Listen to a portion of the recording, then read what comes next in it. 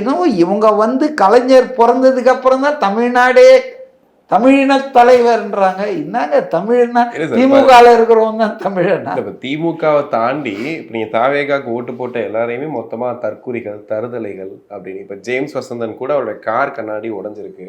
ஏங்க அது யாரோ ஒருத்தன் எதிர் வீட்டுக்காரன் வாசல்ல நிறுத்திருந்தாலும் அவன் அடிச்சிருக்காங்க. இந்த ஆள் ஏற்கனவே ரேப் குற்றம் உள்பட பல வகையில் வழக்குகளில் சம்மந்தப்பட்ட ஆள். அவர் ஒன்றும் நல்ல ஆள் இல்லை. ஆனால் அவருக்கு என்னவோ விஜய் சான்ஸ் கொடுக்கலையான்னு தெரில.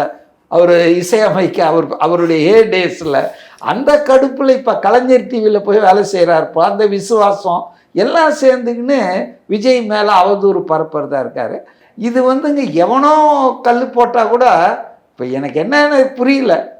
நாளைக்கு எவனாவது ஒருத்தன் வந்துட்டு சன் டிவி ஆஃபீஸில் கல் அடிச்சானா கூட தாவேகா தற்கூரிகள் கல் அடிச்சாங்கன்னு, நீ சம்பளம் கொடுக்கலன்னு உன் ஊழியரே கூட முன்னாள் ஊழியரை கூட கல் அடிக்கலாம். அதனால் அதாவது எதற்கெடுத்தாலும் விஜய் மேலேயும் தாவேகா மேலேயும் அந்த குற்றம் சுமத்துன்ற மனப்பான்மை விஜய் அடுத்து 25-30 வருஷத்துக்கு தமிழ்நாட்டு அரசியலில் ஒரு தவிர்க்க முடியாத சக்தியாக வந்துட்டாரு.